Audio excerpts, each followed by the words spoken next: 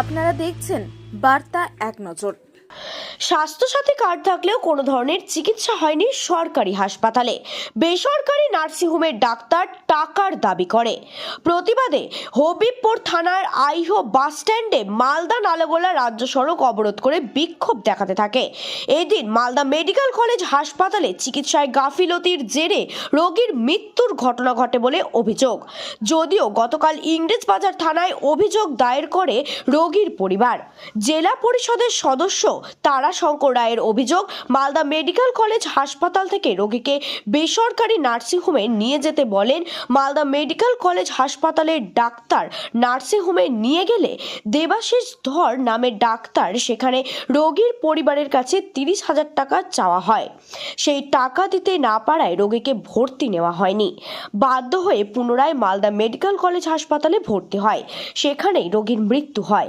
Swasthya Sathi card থাকলেও কেন চিকিৎসা হয়নি সেটাই সবচেয়ে বড় প্রশ্ন প্রশাসনের কাছে।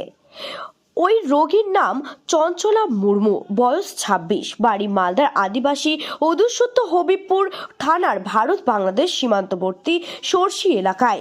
ঘটনাস্থলে হবিবপুর আইসি সুশোভন কর্মকার সহ থানার বিশাল পুলিশ বাহিনী। 30,000 টাকার না দিতে পেরে দেবাশিস ধরকে উনি আমাদের পেশেন্টকে মেরে ফেললো। 26 বছরের চঞ্চলা মুর্মু, আদিবাসী সমাজের। উনি দেবাশিস ধর মালদা মেডিকেল কলেজ হাসপাতাল ডাক্তার। উনি 30,000 টাকা চেয়েছিল।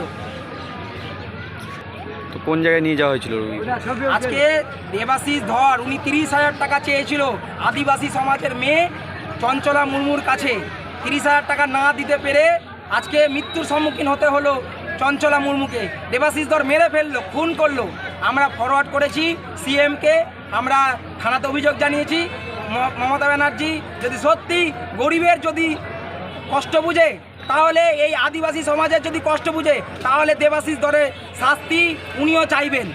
স্বাস্থ্যসাথী কার্ড ছিল? স্বাস্থ্যসাথী কার্ড ছিল, কিন্তু স্বাস্থ্যসাথী কার্ড দেবাশিস ধর অ্যালাউ করেনি। বললো 30,000 টাকা লাগবে। 30,000 টাকা ছিল না বলে চঞ্চলা মুর্মুকে খুন করা হলো। আজকে কি করা হচ্ছে?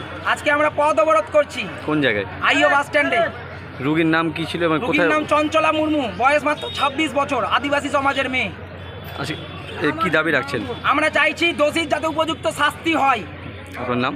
আমার নাম তারাশঙ্কর রায়।